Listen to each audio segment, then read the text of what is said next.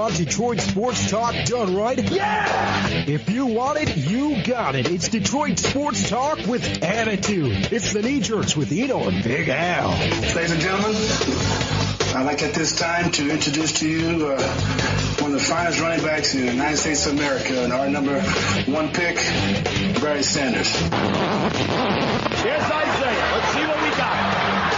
All the way up. We might not be in your car or on your transistor radio, but we're bringing you the best of Detroit sports past, present, and future. It's time for the Knee Jerks with two guys who know Detroit sports. Here's Greg Eno and Al Beaton. 25th, 2022. That means it's time for, well, not just the NFL playoffs or the dog days of the NHL or NBA. That also means it's time for the Knee Jerks, Detroit Sports Talk with Eno and Big Al. I'm the Big Al of the equation, Al Beaton, longtime Detroit-based podcaster and blogger. Joining me, as always, is the man who knows a lot of things about a lot of things. That would be Greg Eno. Greg, how's tricks? Doing just fine now. Thanks for being with me again, as we always are every other week. Mm-hmm. And I want to remind everybody you can read me in my WordPress Out-of-Bound blog. I pretty much have everything up every Monday-ish, and my most recent one piece was about Tommy Matchik, who I was a little bit late to the party on. Tommy passed away early January, and I did just a little piece about his big home run in the 1968 season and how everybody kind of had their own, moment of the sun that year. And, right. And Tommy kind of personified that. So there's that. And you can follow me on Twitter at Greg, and the Knee Jerks at the Knee Jerks. The Magic piece got a lot of traction on Twitter. Really? A lot of people really liked that. Really enjoyed it. Some people said, I was at the game, or I remember that when it happened, and thank you for writing about Tommy. And so that was kind of cool. But anyway, we have another guest this week. We have our good friend, NBA and Pistons guy, the stat guy, Siddy Hall, is going to be joining us a little bit, talking about the Pistons and the NBA, in a discussion that was pre-recorded. So we're happy to run that. Not sure who we'll have with you for you on February the 8th. I'll be working. I mean, I'm not good enough, just me by myself. We have to have a guest. You have to have a buffer. But before we get to we got a lot to talk about. A little bit of, we got NFL playoffs. We got there's a lot of stuff going on all over the place. But before we get to any of it, we're going to play a game we like to call Whose Birthday Is It, Maestro? We baked you a birthday cake. If you get a tummy ache and you moan and groan and woe, don't forget we told you so. Happy birthday! Happy birthday! Everybody knows how we play this game by now. I give Al a clue or two or three of an individual whose birthday it is today in the world of sports. And if Al can correctly guess that person within the first two clues, he'll receive a case of Ham's beer from under the sky blue waters. With the bear, if I remember right. Yes. That's right. Yes, that's one of the numerous cheap beers that no longer exist that I remember drinking in my high school years. So it does exist. Oh, really? It does? Mm-hmm. I had no idea. I thought it was up there with like juries or something like that. I have seen it in the supermarket. Yes, but anyway, that be that as it may, this person, Al, was born on this date in 1962, so he's 60 years old. He's our age. How about that? Yeah, I know. Yeah, scary thought. And he made his name in the world of hockey, I will tell you that. Mm-hmm. He was, although American-born, but he made his name in hockey, played a shit ton of years, including some years with Detroit, and was a defenseman. Our age was a defenseman with the Wings. I'll just throw this. How about Reed Larson? No, not Reed Larson. Oh. Not Reed Larson.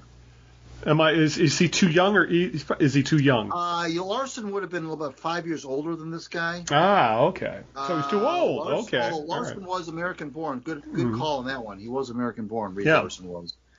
Because that's the first guy who comes to mind as to old school Wings defenseman who was an American. So yes, because which was a very rare thing back when he was playing. Oh yeah, of course, absolutely. You go to Hockey Reference and they they list the rosters and they put the little flag next to all the players. And you go back in the 70s, and all those flags are Canadian almost. Right. So, like there might be one Swiss or one Swede or one Czech, but it's all Canadians. And now you go to Hockey Reference and you got the United Nations of flags on every roster.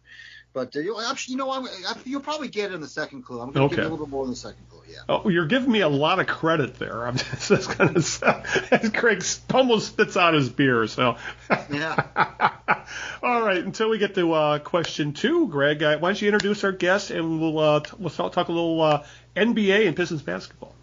Yeah, absolutely. It's hard to believe that it's been about 3 months since we had Siddy Hall on previewing the Pistons and the NBA season, but it was. And so we made a commitment back then that we would bring him back around the halfway point of the year, and that's exactly what we're doing. He's the stat guy, self-proclaimed, and we will never argue that because he is the stat guy. But he's going to be joining us and talking about the Pistons season so far, what he likes, what he doesn't like. Spoiler alert, he's pleased. Yes. And we'll also talk about some things going on in the NBA. And he's got a couple of quirky subjects he brought up as well, which was a lot of fun. So we'll play that for you right now. We are now blessed to have a resident NBA and Pistons expert, the stat guy, Siddy Hall, is with us. He was with us, as our listeners know, back in October as we previewed the Pistons season. We kind of went through the gamut of what we thought the season would shape up to be.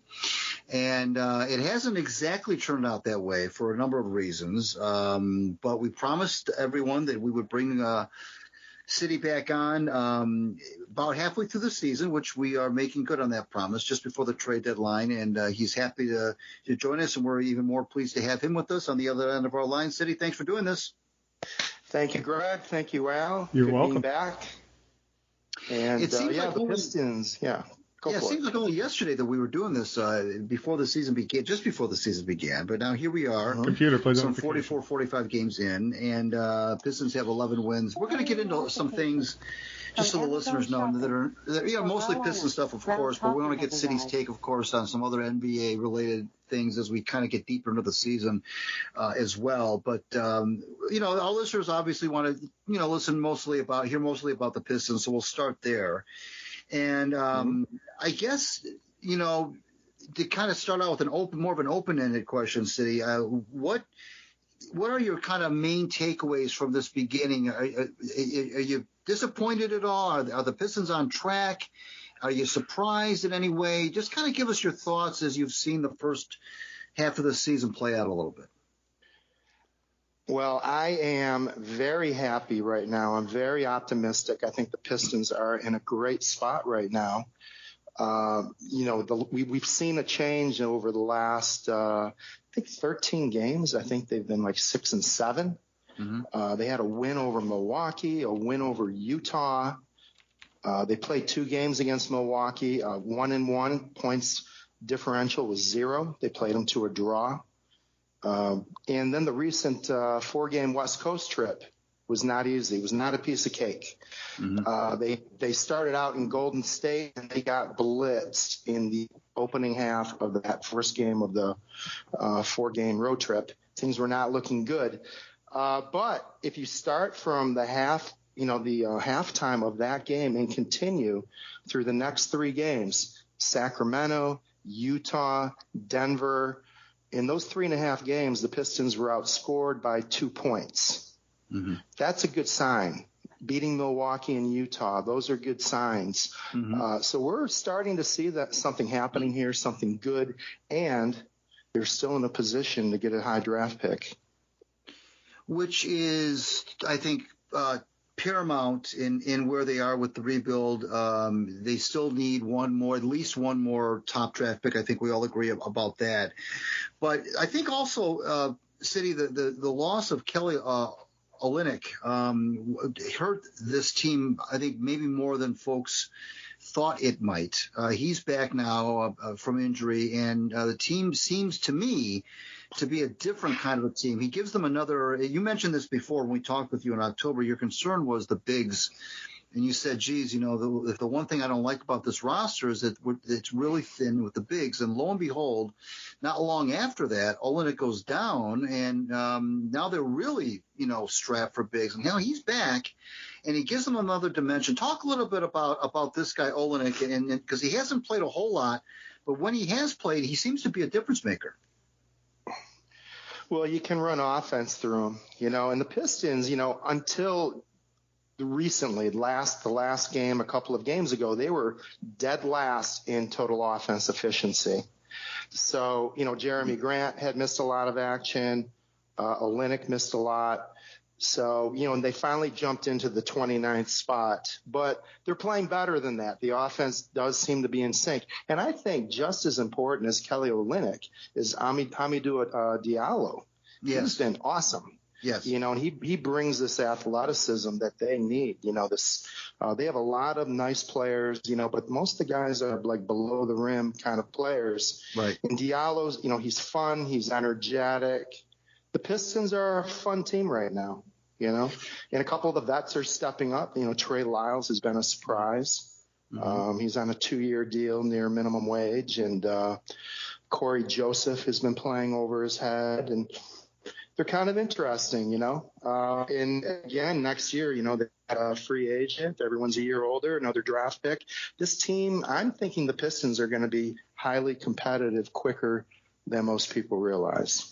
Let's just take a step back for a second for the listeners who may not know. Can you just briefly define what it means when you say offensive efficiency? Because I know metrics are starting to become a thing now in all the sports, and some of these terms some listeners may not be familiar with. So, can you quickly just kind of tell us what that means, offensive efficiency?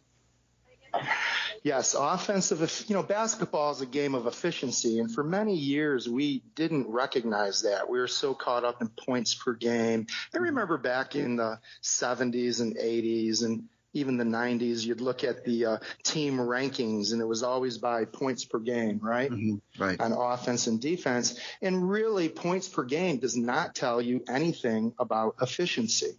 It's more of an indicator of pace, Mm-hmm.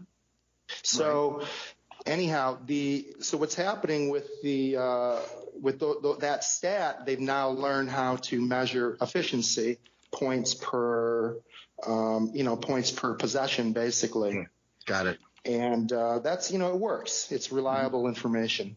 Yeah, no, it makes sense. So the Pistons right now on offense, they are 29th in the league, and on defense, they're 25th. And when you look at their points per game differential, it's a big negative number, almost 10 points per game. Right. 75% of that number is coming from the offensive end. Got it. And the other 25 is coming from a subpar defense. So that's good. I mean, look, Cade's coming around. Saddiq Bey had a horrible start. Olynyk's back. Jerami Grant's going to come back. So that number is going to change.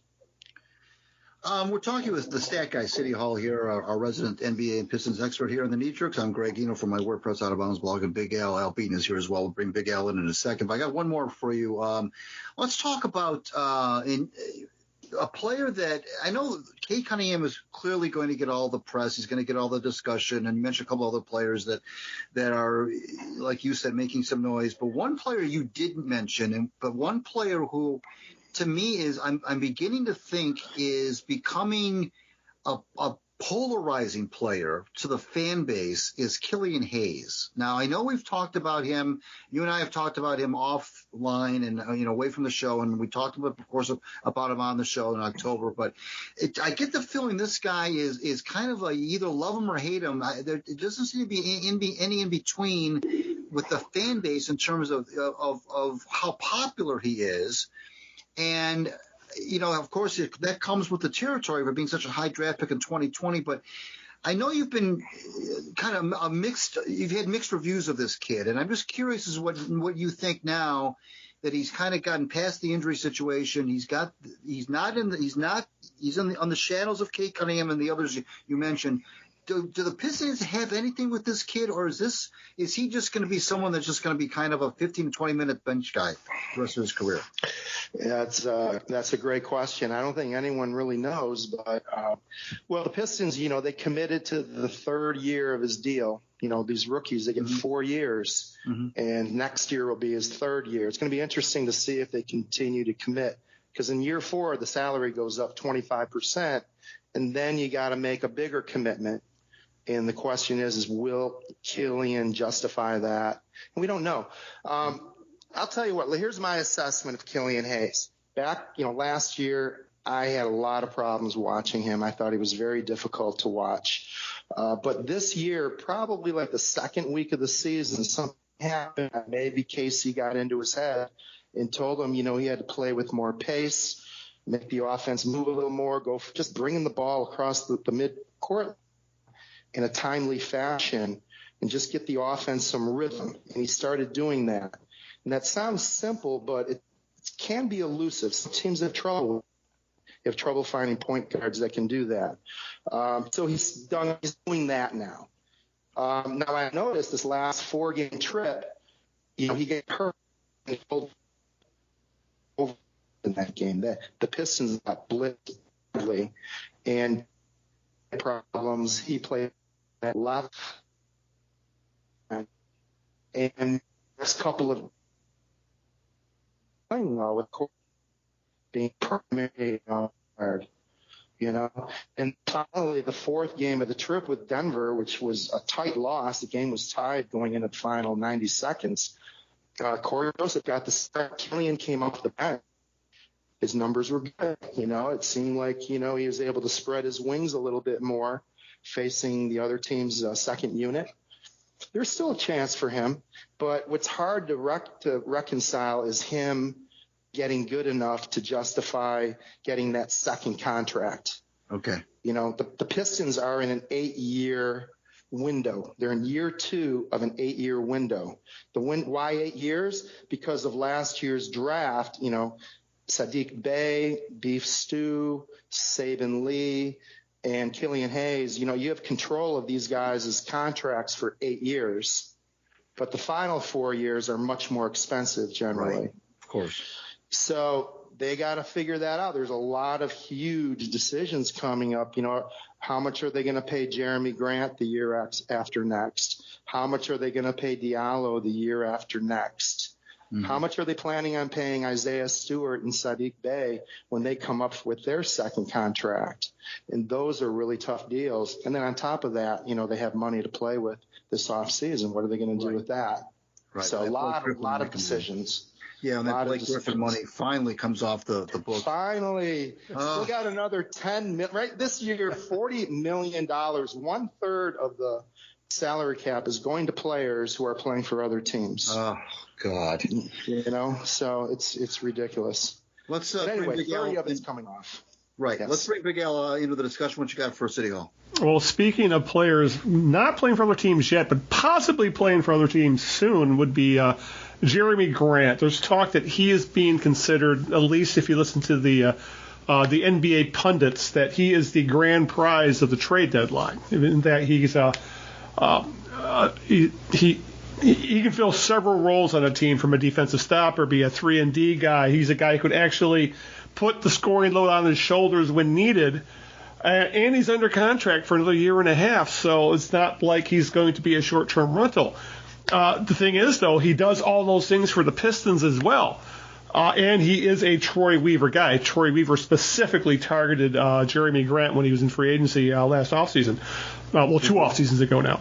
So I guess the question is now the time to trade Jerami Grant, or is there any way that he could be a building block for this team, even though, as you said, if this is an 8-year window, he doesn't really fit into that 8-year window very well. So what do you think happens at the trade deadline?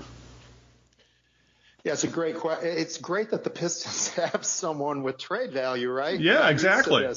We're used to like dumping guys and they get picked up by other teams for nothing, like Reggie Jackson and Drummond. Well, Drummond, we got a second rounder for him. But, Yeah, my hunch, this is just a hunch. Yeah. Jerami Grant is part of the long-term plans of the Pistons. And one of the reasons I think that is because, he made a commitment to Detroit. And there is an interesting angle on that. Apparently, he liked the fact that Detroit had a black coach, a black GM, and he called it a black city. Yeah, that's James Edwards of the Athletic. They had a long article about that. Yeah, you're right. Yeah, and and if that's the case, and Dwayne Casey's locked in for another 5 years, and he might want to be here, and if he wants to be here, let's see, if we can work out a contract. I think it's a great idea to keep him. What kind of value do you think he has out there? There was talk that the Pistons are really looking for two first-round picks or a first-round pick and, as they put it, an intriguing young player. Right. It seems to me that, considering if the teams that would be interested in Jerami Grant would be contenders, which would mean those first-round picks wouldn't necessarily be lottery picks, that's something you got to play into. Maybe they would be better off just holding on to him, just because they can build a team around him. The weird thing about the NBA now, it's a scramble in terms of salary caps and young guys. Like having 8 or 9 young guys doesn't necessarily work anymore. You can't keep everybody. You can't afford everybody as they continue to bloom, So maybe the old-fashioned way of just keep investing in youth doesn't really make sense with Detroit. They're already making enough of an investment. So Grant might be – I think he's worth keeping. He's not old. He's middle-aged. And he's got – you mentioned the 8-year window. Well, if he plays one more year and then signs for another 4, that's actually – he would still be in his prime for the most part because he's, 26, 27, something like that? Yeah, about that. So if he wants to be here, that's part of culture, Yeah. And that matters. So, and you don't want to go into this super long rebuild. It just doesn't work anymore. You got to put some pieces around these guys to give them a push. And, you look at, things can change very quickly. Teams can become challengers very quickly. Atlanta last year reached the conference finals by adding vets. And that's a good point, because do you think Cade Cunningham doesn't want to be involved in some sort of process that takes 5 or 6, 8 years to finally come to fruition? He's going to get itchy if they're not seeing improvement in a couple years. You got a good point there. A lot of teams look like Minnesota. I mean, how many number 1 picks have they had? And they're finally seem to be climbing that hill. Yeah. It's taken, Towns is in year 6 or 7, and Wiggins was part of that. And it's still not clear they're going to get over the hump. It's very hard to climb that hill. Even Boston, you looked at them with Jaylen Brown and Jason Tatum, these 2 great young players, and they started, challenging for the title. I think they reached the finals one year, and everyone thought that was just going to keep happening. But then you have to pay these guys. Right. They start going into that second contract, and suddenly teams are shedding contracts and trying to make the salary cap work. It's really hard, and the league is becoming more equal as a result. Yeah, I'm glad you said that, because it kind of leads me to my next question. We're talking with the stat guy, Siddy Hall, our NBA and Pistons guy here on the Knee Jerks. I'm Greg Eno, and that was Big Al Beaton that you just heard. You mentioned the league itself, but the Eastern Conference in particular is deep, very, very deep. And you mentioned a couple of teams a little while ago, Atlanta and Boston and so forth. And it is a very deep conference. And I'm wondering I know that nobody thought the Pistons were going to make the playoffs this year anyway, but you mentioned the 6-7 record in the last 13 games. Since the calendar flipped to 2022, they have played better for sure. They've gotten some wins over teams they probably shouldn't be beating. But how important is it, in your eyes, to indeed have the team learn how to win some of these close games? What I've noticed is they have been able to, finish some games, which is, they're not winning blowouts. I mean, some of the wins, they're finishing them late.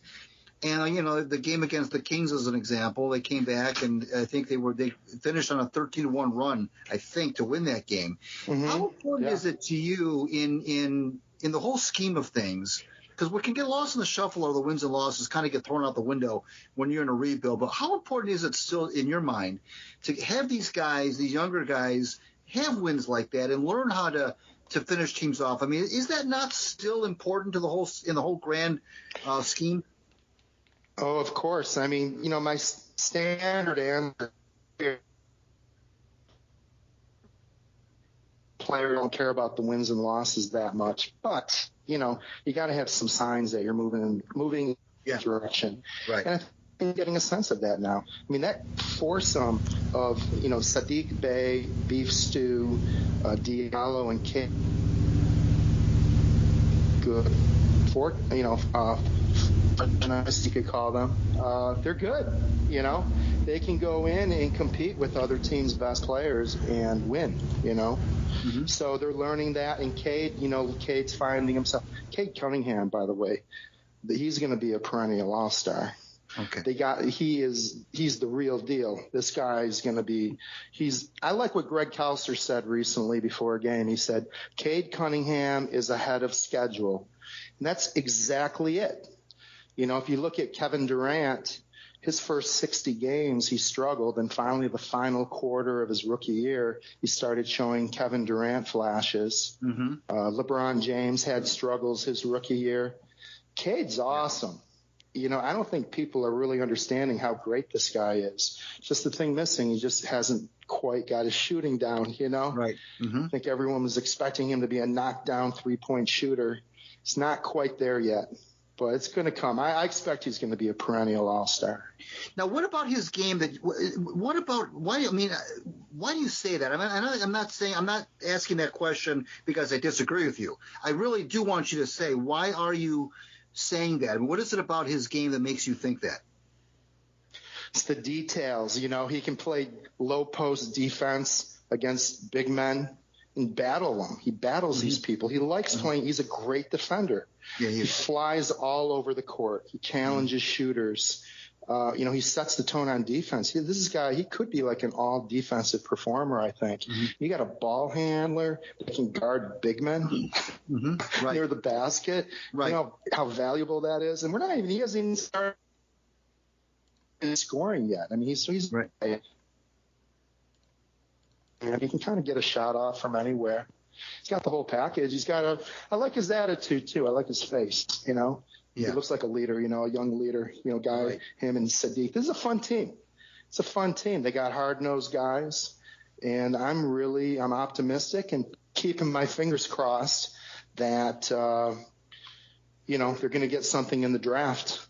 One last dip into the top of the draft, a top 5 pick. That would be cool. We're talking with the Siddy Hall, our NBA guy here on the Knee Jerks, and let's bring Big Al back in. What you got for Siddy? Oh, go ahead there, Siddy, for a second. You sound like you wanted to add something. I did. I wanted to talk about something a little bit different, if you don't mind. Go for it. Bring it up. Some Detroit-related tidbits. Go for it. Recently, maybe you noticed, maybe you didn't, but a U of D Mercy player appeared in 2 games. Bass played 2 games with the Phoenix Suns. Scored 6 points. So I have a question for you. I'm just curious. How many U of D guys have played in the NBA? Do you know? I had no idea. I had to look it up. What's your guess? How many have played in the NBA? Wow. How many U of D players have played in the NBA? Take a wild guess. 15. I would have said something like 10. The answer is 20. Really, that many? So Paris Bass is number 20, and out of the 20, who played the most NBA games? John Long? Well, I would say Dave DeBusschere. Yeah, I forgot about DeBusschere. Yes. Okay, you got what did you say, Al? John Long. And Al is correct. Wow. Congratulations. Nice. DeBuscher's second. Yeah, John Long had a sneaky long career. He really did. No, that's true. You're right. The longevity, you're right. Long did play until he was ancient, that's for sure. Although he didn't play many games when he was ancient, but he did have a long career. You're right. That's good. That's a good one. That's a good one. Well, here's the top of the list. There are 5 guys that had pretty extensive careers in order. It was Long, DeBuscher, Terry Tyler, Spencer Haywood, and then Earl Cureton. Yeah, he's another had a very sneaky long career. Yeah, those Earl's got 3 guys rings playing together. Earl's got 3 rings. You can believe it. With which teams? I don't even remember that. He got a ring with the Sixers. Was he with Chicago? He got 2 with the Rockets. Philly, right? That's right. He was Moses' backup one year. He was one of those guys that was in the right place at the right time. I mean, that's just the way it was. Hey, he played 647 games. What I find interesting about this list, though, one of the stats, a sneaky stat that I like about players, is guys who can play 1,000 regular season games. And Long came in at below 900. So that shows you how difficult that is to reach that. Okay, also, a couple more notes. By the way, Siddy, out of that 20, I think Dick Vitale drafted 17 of them. Dennis Boyd, Terry Durod. I still remember Long and Tyler being drafted in the second round. It's kind of short. I loved watching those Titans teams of that era. That was a really fun era of basketball. Then Vitale had to go turn pro, and it really hasn't been the same since. Yeah, one of my favorite games I've ever attended was at Callahan Hall. It was U of D against Marquette. I was going to say, I bet you it's the Marquette champ. Yeah. Yeah, Marquette was the defending champ. Now, the year before, U of D won on the road. It was on TV, Dennis Boyd with the game winner. Yep. Then they came back, and Marquette was the defending champ. And at that point, McGuire was gone. Hank, what was that coach, Hank Lawrence or something? For Hank Reynolds became the coach of Marquette. And the roof came off the arena that night a couple of times. It was a very intense game. Back when Callahan was actually selling out. Now it looks like you could pretty much pick a seat there anymore, unfortunately. Yeah. Well, one of my favorite U of D guys on that list of 20 is Joe Capicci. I was just going to say, oh, my gosh. That's a blast from the past. Oh, my God. Joe Capicci. Isn't that funny? I was just going to mention him, Joe Capicci. Was he from Garden City East or West? I can't remember. I don't remember what high school he went to. I know he played for the Nuggets for a while. Played 2 years. I was going to say Washington. I think he got a cup of coffee there. He was good. Yeah. He was a good player for UD. He played with a lot of good players came through. You think about it. A lot of good players came through that university. For sure. Really, Okay, a couple more notes, if I may move on. Yep. A couple of former Pistons have resurfaced around the league. And, with all this COVID and the league scrambling to get players, it has opened up a lot of opportunities. Stanley Johnson and Greg Monroe, lottery picks from the past, have both resurfaced. Stanley Johnson is now with the Lakers and is actually in the rotation. Yes, he's getting playing time. Yeah, he is. Yeah. And they won a game, and the announcers were just going crazy. Oh, my God, it's Stanley Johnson. I was just laughing, I mean, Stanley Johnson and Greg Monroe, it's very fitting because when you think about that era of Piston basketball, I mean, those two, it's kind of part of the pain, A couple lottery picks. And not just that they were lottery picks, but they weren't cool. They weren't cool players, they weren't fun to watch. Though, Monroe, he deserves credit, good scorer around the basket, Well, in Monroe's case, it would be like he was about team. You got Cade, you got Bay, you got Diallo. Right. It's a lot more fun to watch. Yeah, in Monroe's case, he was probably 15 years too late. He would have been a major star like in the 1980s with his game. The game was changing on Monroe. Career. Yeah. He still had a long career, but he would have been much better in a different league. Well, the way his career is interrupted, I mean, this is his first appearance in 3 years. He's been out of the league that long. Waiting. He was waiting for a phone call. And prior to that, the 2 years, his last 2 years that he played for 6 different teams, plus 2 this month, Minnesota and Washington. So 8 teams in 3 years, like a total of 99 games. Wow. So who saw that coming? No. Strange times. He's a good scorer. He's a good scorer, Yeah, he had a nice little touch from the outside, too, I think, if I remember correctly, like a little 15-foot jumper, if I remember correctly. And then Stanley Johnson, by the way, his Instagram, I noticed today, his Instagram handle is Stanimal. Stanimal. And I was looking up a lot of these guys, and they need to make cooler handles for themselves. Most of them just go, Kevin Durant's a easy money sniper. I mean, come on, that's a great name. It's a great handle. But Stanimal is back in the league, and the guy who, by the way, he has an interesting number. At this moment in his career, he has taken exactly 1,000 3-pointers and made exactly 300. Wow. Is that something? Is that good? Oh, I don't think so. No, it's not. But he has 300 for 1,000 going into tonight. It's good if he was a baseball player. Wow. That's interesting. Good stuff. And that's quirky stuff. Yeah, so that's the problem with Detroit, too. Their 3-point shooting. They're like 3-1-8, and the league average is like, 35 or something. They only got 2 guys shooting above the league average. No, okay, I'm glad you brought that up, because that's something that I promise I'll get to Al in a second. But take your time. That is okay, they brought John Beilein in as a shooting guy, a shooting coach or whatever. I'm not blaming this on Beilein, don't get me wrong.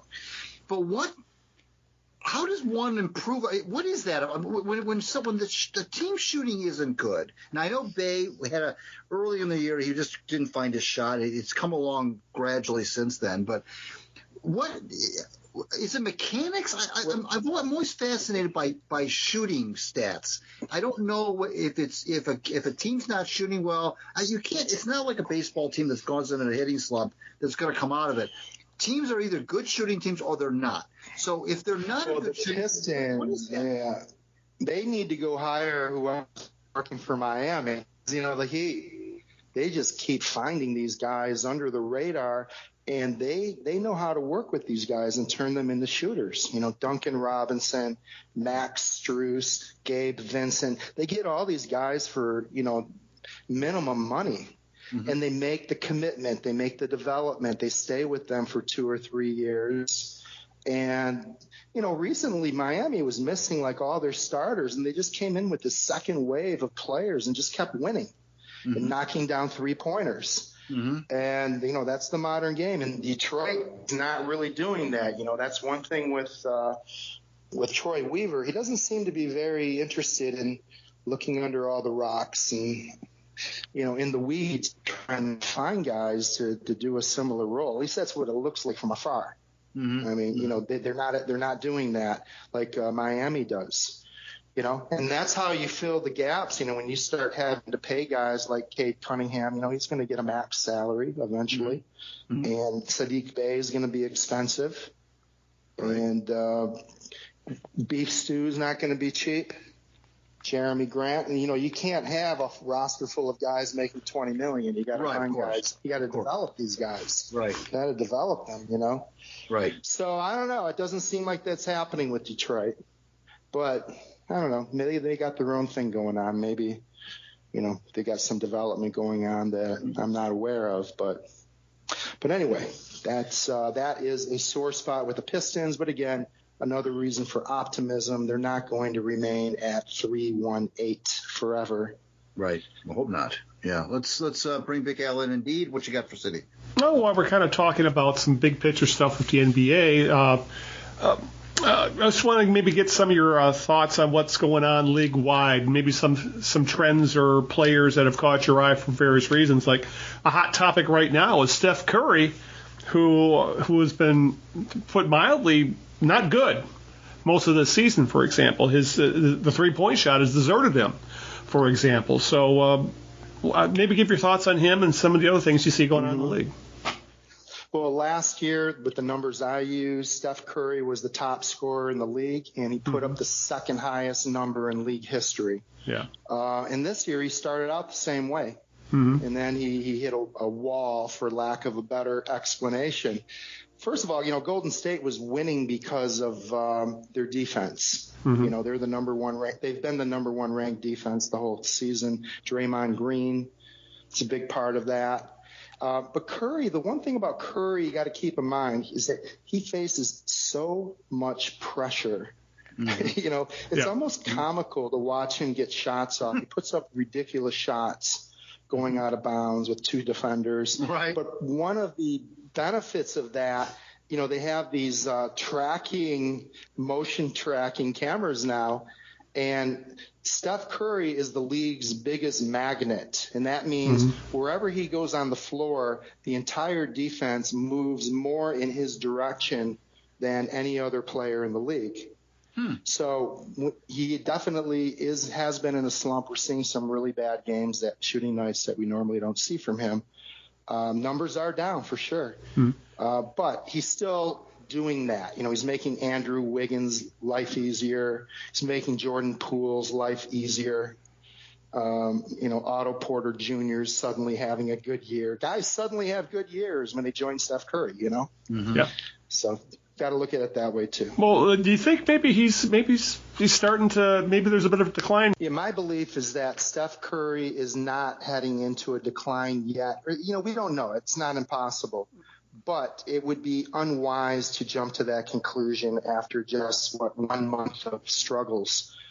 LeBron James at year 19, he appeared to be going into a decline over the last 3 years, I thought, in terms of his scoring numbers. And then suddenly this year, in year 19, he's back. So I would give Steph a very wide berth before suggesting that he's beginning to go over the hill. Well, let's continue to talk about the league in general. And Phoenix right now seems to be the class of the league, 37-9. And we talked a little bit briefly about the depth in the Eastern Conference. But I know there's still a lot of basketball left. I get it. But as it sits right now, do you have a team that you would label as being the odds-on favorite to win the championship? No clear favorite, someone's got to be the favorite, but whatever those percentage chances are, they're pretty low. I can't see anyone being higher than like a 20% chance of winning the championship. It's kind of interesting too, because prior to the season in Vegas, I was reading that like half of the money was going on the Lakers. And then like another 25%, something like that, was going on Brooklyn. And so Vegas has been printing money this year in terms of, championship bets, because there's no way the Lakers are going to win, Right.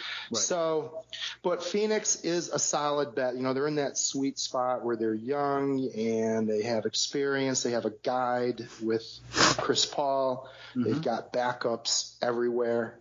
So they can handle an injury, without really missing a beat. I like Phoenix. And then, Brooklyn, of course, is Brooklyn, and they're hard to figure out. Don't really, it's hard to even figure out how good they are, because they're now playing 4 rookies.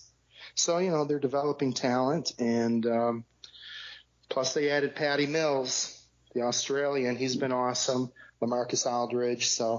And then Milwaukee, of course, is going to be up there. Those are probably your top 3. Who else is in the West? Phoenix, someone else, Golden State? I don't think so. Yeah, I don't believe in Golden State. We're talking with the Sack Guy, Siddy Hall. We're going to probably have to wrap it up here in a little bit.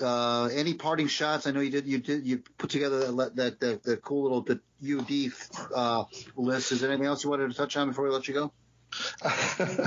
No, I think we covered it. I guess I'll just mention, as far as the trade deadline, it's coming up in February 10th. And I really don't have a good feel for what's going to happen here. My hunch is that the Pistons are going to be a little bit quiet. Mm-hmm. They don't have any contracts to shed, right. Mm-hmm. And then maybe other teams will want to shed contracts and throw a pick down. Hard to say, but a lot of the top teams, they've already traded all their first-round draft picks for a few years, and once the picks start getting lower in the draft, they're really expensive, So I don't know what's going to happen there, but I'm not expecting a lot of fireworks. But we'll see. Yeah. Troy likes to deal, so maybe he'll surprise us and bring someone good in. Al, you got anything you want to go over real quick before we leave, or no?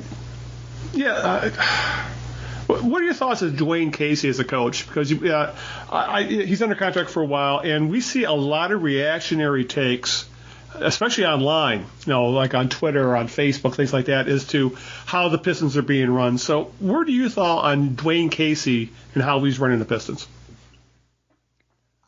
I'm a huge Dwayne Casey fan. I love Dwayne Casey.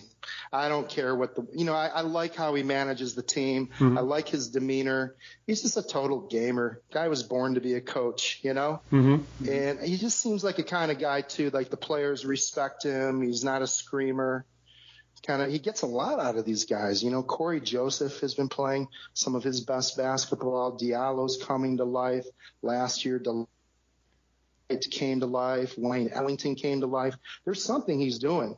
Yeah. His job is to, make the environment good for these players so they can perform. And he seems to be doing that despite this win-loss record. So in my opinion, when people start complaining about Casey, I ignore it. Mm-hmm. Good idea. Yeah. That's right. All right, my friend. Well, thanks for being here, and I know it was a little bit of a challenge to make this happen because you're not at home. You're on a little bit of a holiday there, so we appreciate it's like Romancing the Stone or Jewel of the Nile going on down there or something like that. So. Hey, nothing's going to stop me from joining the Knee Jerks. It's an honor. It's a pleasure. So, we appreciate looking forward to the next time. We'll bring you back as we get closer to the playoffs. Obviously, at that point, the emphasis will be less on the Pistons and more probably on the playoffs. But we'll have you back in the spring and we'll talk again. Excellent. Thank you for having me. Thanks, Siddy. We'll talk to you soon, buddy. All right, and thanks again to Siddy, the stat guy, for talking a little NBA with us. And I never would have guessed it. Well, I did actually guess, but I never would have thought that John Long was the Titans NBA games played record holder. Because you spewed out the Busher, which that would be the normal guess. Like, right. John Long I think he played for every team in the NBA at one point, and I think he played with the Pistons like 4 different times. So I guess all those things added up. Right. But that was a lot of fun, and I'm looking forward to talking a little NBA playoffs when we have Siddy back on in a few months. Yeah. All right. With that, Greg, why don't you get to question 2 of the birthday game? Well, this person, as I said, made his name in the world of hockey. Was born in this state in 1962, American-born. Mm-hmm. Played a bunch of years. Played well into his 40s. I'll put it that way. Mm-hmm. Some of that time was spent in Detroit, and some of that time was spent with 2 other original 6 teams that he was known for, and also a businessman in Detroit as well when he played here.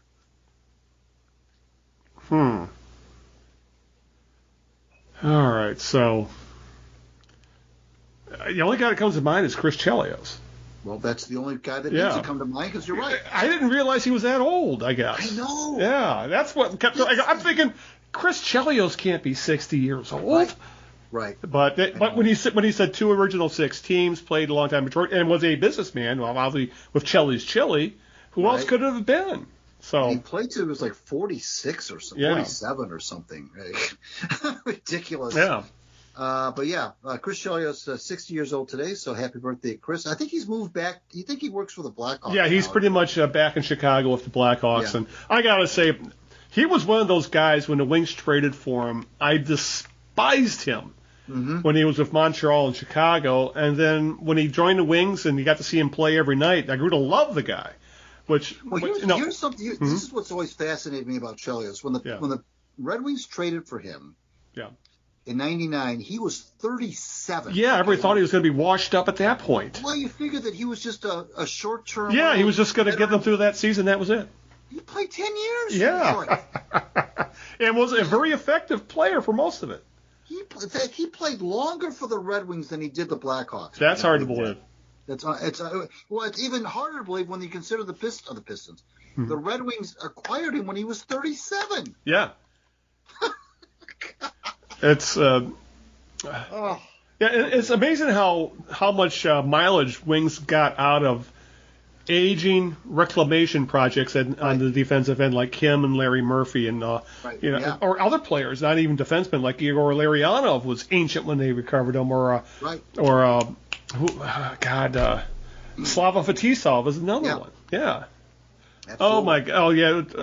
Well, we may touch a little bit more back on the Red Wings a little later in the show, as the Wings are at the midway point of their season, and honestly, things are starting to look up for them. They are a 500 team now, but we need to talk a little bit about the NFL playoffs, Craig, because obviously we covered the NBA and the Pistons with Siddy. There's not a lot going on with the Tigers at the moment, and honestly, the playoffs, Greg, have become. I'm getting tired of. I'll just go with the Matthew Stafford versus the trade pick debate, and we all know where this stands. It's it seems like the postseason, at least here in Detroit, is all about Matthew Stafford.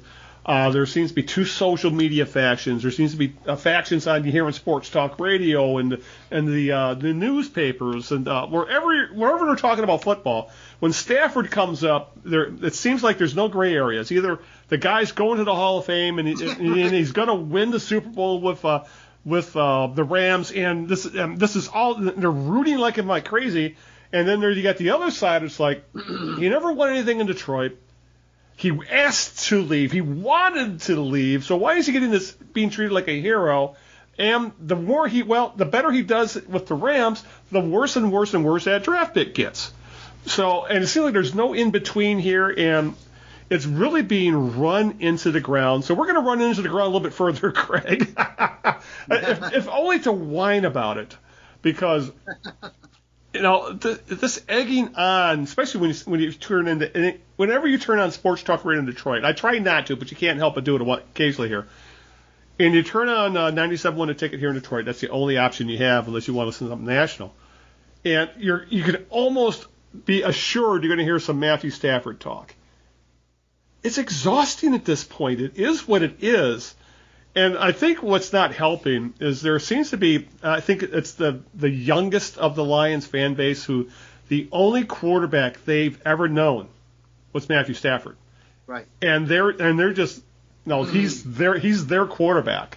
Like we're old, we're old and jaded, and we've got 50 years of fandom behind us, and we've seen 100 quarterbacks come through. Probably more than that. And most of them weren't very good. Or at very least, they were average on a good day, So, but it is so exhausting at this point, Greg. I'm tired of it. I really am. I don't care what happens with Stafford anymore. And that draft pick now is going to be in the low 20s because the Rams are in the Final Four. They're in the NFC Championship game this coming weekend. But why does it?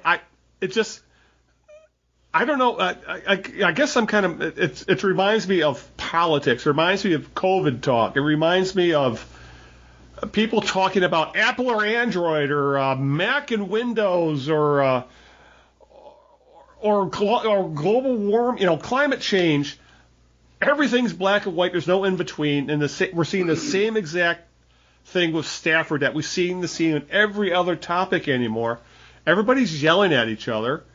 There's no correct answer, and a lot of it, even on both sides, kind of feels like fan gatekeeping, telling people how to fan. And one of the lessons I learned, Greg, when I was doing a lot of writing, when I was blogging, one of the lessons I learned is it's always a mistake to tell people how to be a fan because everyone has different reasons for doing it. Everyone has different types of fandom. Everyone has different reasons for their fandom. So it just feels like the Stafford argument and the draft pick. It feels like people are yelling at each other who is the best type of fan when there is no such thing. Hey, Matthew Stafford was with the Lions for 12 years, and it didn't work out. Yep.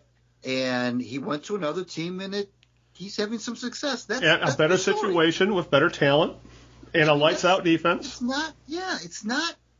It's not rocket science. I mean,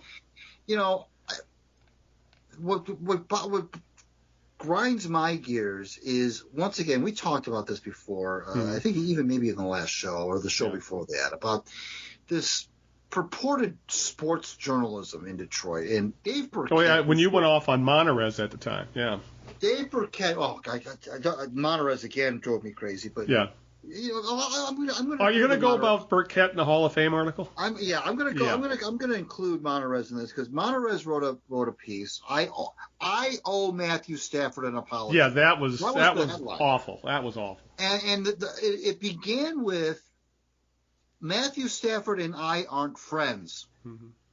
Who cares? Yeah. First of all, you're not supposed to be friends. You're a journalist, supposedly. Mm-hmm. You're not supposed to be friends with anybody anyway. Yeah, this isn't the 57 Lions anymore where you're going to the Lindell AC after the game. Exactly. Yeah. And secondly, who cares? You're not. You quit.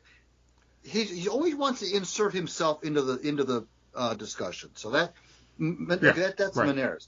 Now Burkett, who we both think should know better. Yeah. Is the beat guy for the free press. And for most part, he's been a very good one. Okay. Yeah. But I normally have no complaints with the beat guys. For the most part, they've been pretty darn good. All of them. But he went off the rails. Yeah. By, Matthew Stafford wins a couple of playoff games, and now Burkett wants to put him in the Hall of Fame. Yeah. Now all of a sudden we're talking Hall of Fame with this guy, and it's like. Really, please, just stop. I watch Stafford now from afar, and I don't have that. You've heard the term slappy. You're a slappy. Yeah. Okay. It means that and one of the tenets of being a slappy is, I'm so happy for him. He was like the Justin Verlander thing when he went to Houston. But at least in that case, it didn't actively hurt the Tigers when he was winning that World Series. No. That's the difference to me. One of the tenets of being a slappy is your devotion to ex-Detroit players. When they go to different cities, and I just love Justin Verlander. I'm so glad he won for Justin. I feel good for him. That's being a slappy. Yeah. I'm seeing some slappiness with Stafford. The beat writers, yeah. Or Burkett, specifically. I feel so. Mike Sullivan, who's the producer of I think Valenti's show. Yeah. Tweeted out something like, you mentioned black and white a few minutes ago. He tweeted out something basically normal people to him is feeling good for Stafford. It's so nice to see him succeed. Yeah. Evil people or bad people, whatever are the people who are yelling on Twitter about how ticked off they are about Stafford. Right. Then I tweeted to him and I said, wait a minute, Mike. There could be a third set of people, which is me, who feels neither joy nor despair about this. I said, why? Because I'm not a slappy. I don't have a warm, fuzzy feeling about Matthew Stafford winning in Los Angeles. To me, he's an ex-Lion. Yeah. That's all he is. He's an ex-Lion. Yeah. Okay, so he went there and he's having some success with a better team. But Al, you knew it was going to be this way. You knew that when he got to the playoffs, and especially if he won a game or two, that this was going to happen. Yeah. This was going to happen, and it's playing out exactly the way I suspected it would, with these ridiculous articles, and now he's in the Hall of Fame, and I publicly apologize to you, and my God, Joe Falls would be spitting in his grave if you come out and apologize to an athlete. Come on now. Yeah, and I think Bean agrees with you. I hear Bean yapping. He's agreeing. But here when I see that Matthew Stafford is my quarterback, and I'm sure you've seen that online as well. That'd be like the two of us saying Bill Munson as our quarterback because he was the first. Him and Blake Randy are the two quarterbacks I first remember being a Lions fan with. Yeah. So I'm sure, like I said, it kind of breaks. I'm sure it breaks down generationally. And when you're a couple of old goats like us who have been through the ringer with this organization, I don't have a lot of emotional ties when it comes to ex-players for the most part, especially. Right. I saw online where someone were like, well, Barry Sanders and Calvin Johnson quit on the Lions. I'm like, thinking, didn't Matthew Stafford quit on the Lions too? He asked to leave. He requested a trade. Isn't that essentially quitting on the franchise? He just did it in a different way compared to Barry Sanders and Calvin Johnson. And from everything we've heard, Calvin Johnson would have kept playing if the Lions were willing to trade him.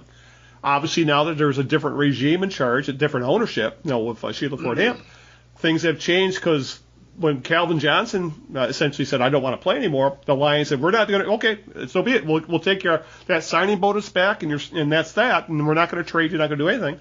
In this case, Stafford said, I want to leave. Lions said, sure, we'll work out a trade to one he approved of. He didn't just ship him to Siberia. So, but still, even though it was a much more amicable parting, Matthew Stafford quit on the Lions if you want to get down to brass tacks. And so Matthew Stafford's no saint. And that's the other thing, was that he was loyal to the Lions. He was loyal to the Lions because he got paid $250 million in 12 years. I would be loyal to a fault as well if I was being paid that kind of money. And I think that's the one thing that I think people tend to forget, or especially younger fans. I think they kind of get or fans who don't really think too much into it, they get caught up in the loyalty thing. Well, he stayed for 12 years and he signed contracts, he blah, blah, blah. Yeah, because the Lions could pay him more than anybody else. And in the NFL, that's what, that you want to know why guys go to a specific team? Two reasons: playing time and contract. And contract is number one. They want to get their bag. Matthew Stafford got his bag playing for the Lions, pure and simple. It wasn't all about loyalty to the franchise and the teammates and the ownership and blah, blah, blah. He was getting paid. And he's still getting paid an extraordinary amount of money out in L.A. So, I don't know. I am a bit cynical, and like you, I'm kind of ambivalent about the whole thing at this point. I don't root for Stafford. Great. If he wins the Super Bowl, great. I'm not going to worry about it. But I'm also not one of those guys, at least, when we get that Hall of Fame debate. And people are like, well, yeah, he'll get in the Hall of Fame and he'll go in as a Lion. No, he won't. Because if he goes into the Hall of Fame, it'll ultimately be because what he does with the Rams or whatever else, because he wins some Super Bowls. Stuff like that. It's this whole argument, Greg, it feels like it's gone so far off the rails and everybody's gotten so unreasonable. And, it just feels much like everything else in this planet anymore. It just feels like a toxic discussion, if you know what I'm saying. Well, I mean, hey, from a pure football sense, he has answered the bell. I had written a piece, I think, in October, the week leading up to when the Lions were playing in Los Angeles. And I said, well, let's see how smart Sean McVay is with playoff. I called it playoff Stafford because he hadn't done anything with the Lions in the playoffs. In fact, in some cases, played poorly for the Lions in the playoffs. And so don't get me going on that New Orleans game, for example. Yeah. Or the Seattle game. Yeah, or the Seattle game. Let's just kind of see how it plays out. Let's see what McVay does with this guy now, and who's not had any playoff success whatsoever. And hey, he made a great play at the end of the Buccaneers game. Let's face it, he did. It looked like they were going to go for overtime. It looked like it was a fait accompli that game was going to go to overtime. You know what that reminded me of? It reminded me of Sterling Sharp running behind the Lions backfield back in the 90s. The same exact kind of play. Although this one didn't go for a touchdown. Right. That was the only difference. Exactly. And so he made a play. And Cooper Kupp made a play, and he's done it all year. And Cooper Kupp should be, frankly, in the MVP discussion, to be honest. Yeah, I agree. So they hooked up and set up the game-winning field goal. And so, now he's one win away from going to the Super Bowl, fair and square. So from a football sense, Stafford has has, I'm not sure, proven me wrong necessarily, but has answered the bell. Yeah. I didn't necessarily say that he couldn't do it or wouldn't do it. I just wanted to know if he could. Right. Well, he has so far. He's won a couple of playoff games now. They're going to be favored against the 49ers, but that's not going to be a gimme. Right. They're going to be favored. And now, it's almost all the marbles. It's getting to the Super Bowl now. So,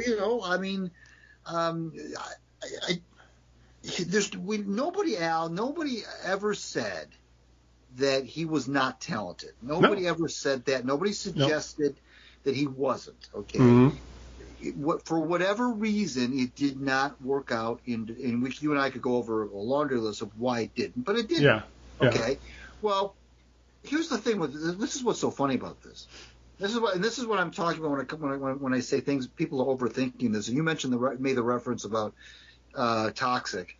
When you boil it down, he's playing for a better team. Yeah. That's all. Period. Yep. I mean, let's not overthink this. I'm not saying that just anyone could have gone to the Rams, but Jared Goff did go to the Super Bowl with the Rams, okay? Yeah. Nobody's talking about that. Yeah, exactly. What so far to this point, Stafford has equaled Jared Goff. Actually, Goff has done more because he got them to the Super Bowl. So a guy goes to a better team and has some success. Well, that's not anything new. That happens all the time. So people are I think they're overanalyzing this, overthinking it, and what it really boils down to is he was with a bad organization and is now with a good one, and he's having some success. Yeah. Because why? Because he's got there's a lot of good players on that team on both sides of the ball. Yep. So this shouldn't be anything more than that. And I think people are trying to, have all these different, side stories and different theories about why there's really nothing that's all that difficult here to figure it out. He went from a terrible team to a good team, and that's it. Yeah. That's pretty much it. And I think that's a good place to leave the conversation with Stafford. He's on a better team, and he's doing he's gotten them to the point that the Rams got him to, to get them this far and get them over the hump, and we'll see if that actually happens. So, but hopefully we won't have any more. We won't have to talk about Stafford, but if he makes it to the Super Bowl, I'm sure we'll have to. So, anyway, we were talking. You brought up the playoffs and how Stafford's been doing, but talk about feast or famine when it comes to the playoffs. Wild card weekend was boring as hell. It was pretty much chalk and blowouts, except for that really bizarre Niners Cowboys game, which, as I put in my notes, that was either one of the best bad games I've seen or one of the worst good games I've seen. But that was one of those. The strategy, there was weird strategy. I would just say general weirdness between bad strategy and turnovers and officiating, a lot of penalties being called, a lot of reviews. And I remember I'm watching that game because and I was obviously I have a DVR, so I was able to rewind it. The last 15 minutes of that game, Greg, took an hour to play. Wow. That was something. That's what really just how weird that, especially the fourth quarter, got in that game, and that all that weirdness led up to one of the strangest play calls I have ever seen. When the offensive coordinator, Kellen Moore, and he got the okay from head coach, was Mike McCarthy of Dallas, that there was 14 seconds left to play. They were on around the 40-yard line. And you're thinking, okay, that's probably enough time to get two shots at the end zone, or you throw one right at the sideline, and then you might be able to get a little closer, and maybe you'll have like a 30 or 20-yarder into the end zone. You get that one shot. But I'm thinking, two shots from the 40, I will take that over a Hail Mary or something.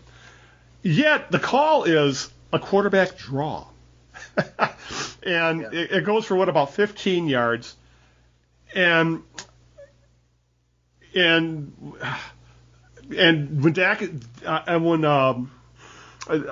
when the quarterback is tackled, Dak he hands it to the center without remembering. Oh yeah, the referee's got to set the ball. He's got to be the one to put it on the ground. The whole thing turned into a huge cluster. They couldn't even spike the ball. Game ended. And if you would ask me, Greg, that call right there, how it was completely botched, between the run going about 5 yards too long, because if he had slid even 5 yards earlier, he probably gets a snap down and they might have a shot. But between you giving yourself no benefit of the doubt, I mean, literally that play gave them everything had to go absolutely stone cold perfect to pull it off, which is asking a lot in the chaos of the end of a game. Rather than throwing two shots at the end zone or trying to get the ball 15 yards closer by running an out and then taking a shot at the end zone. I would have wiped out that whole goddamn coaching staff for thinking that call was a good idea, because that was probably one of the stupidest ways a game I've ever seen end. This is like, Greg, I have seen the Lions lose games at the end of the game in numerous stupid ways. The Lions have never done anything quite that dumb, if you ask me, and that says volumes. Yeah, I was thinking, somebody, I think it was Max DeMaria, tweeted something about that game, and I said that's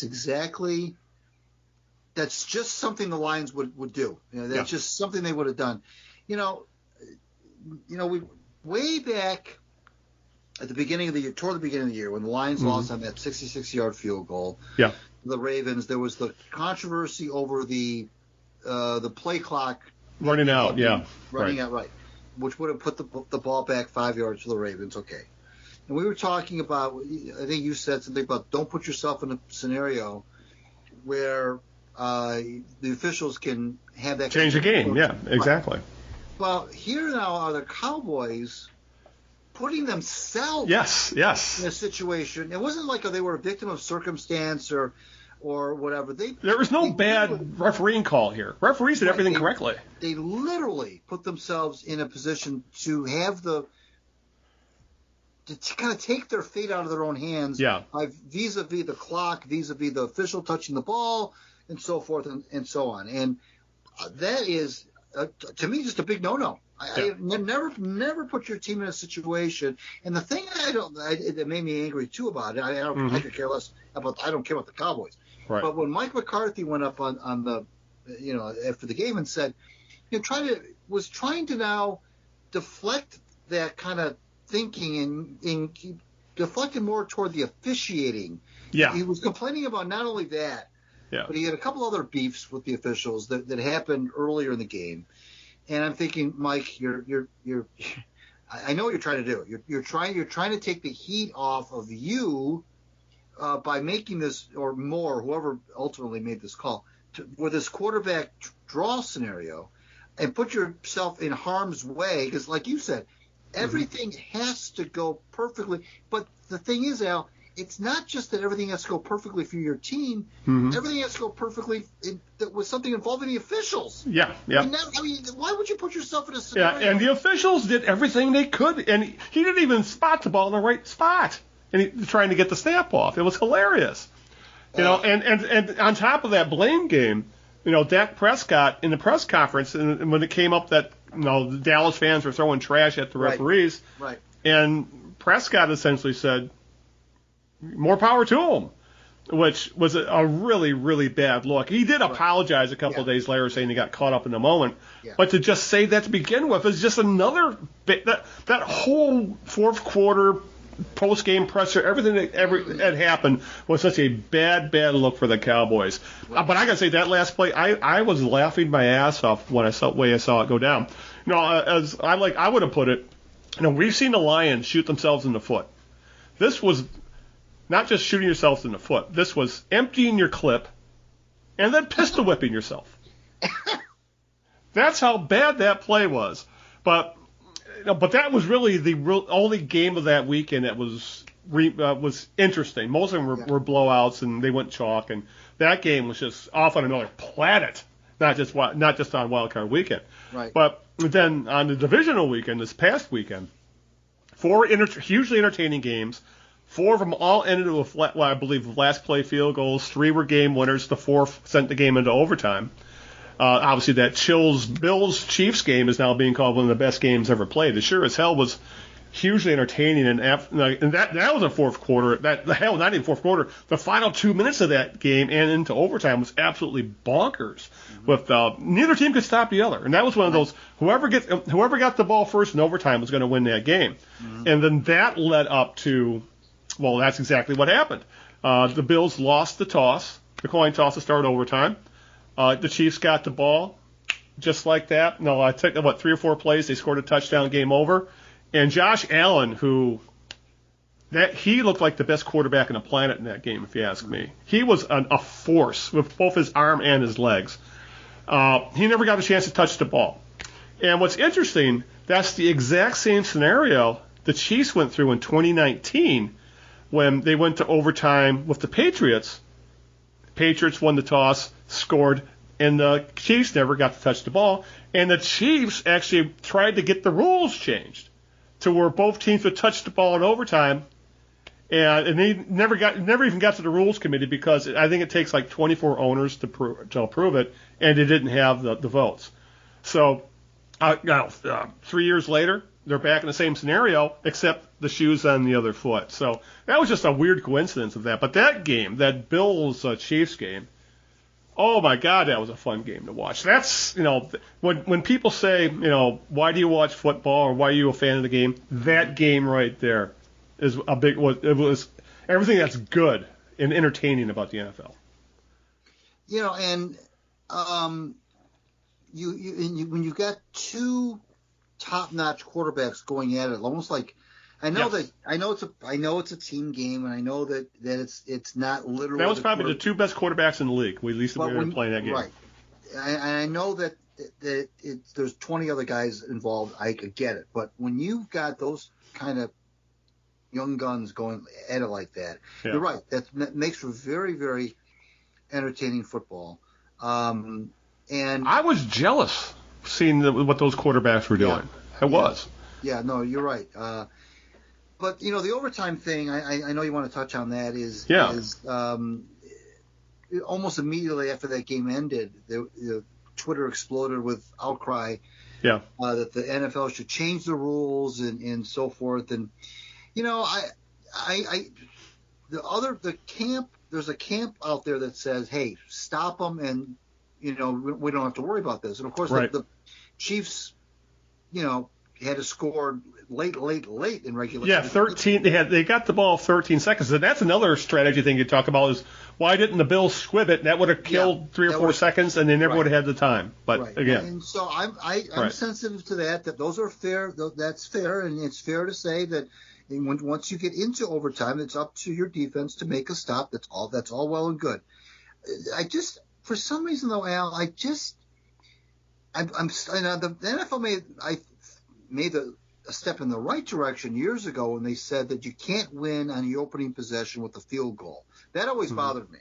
Right. Because all you had to do is win the toss, move the ball maybe 30 or 40 yards, and kick a field goal and go home. Right. Well, they finally got rid of that rule and said, no, if you're going to win on your first possession, it's got to be by a touchdown. Okay, fine.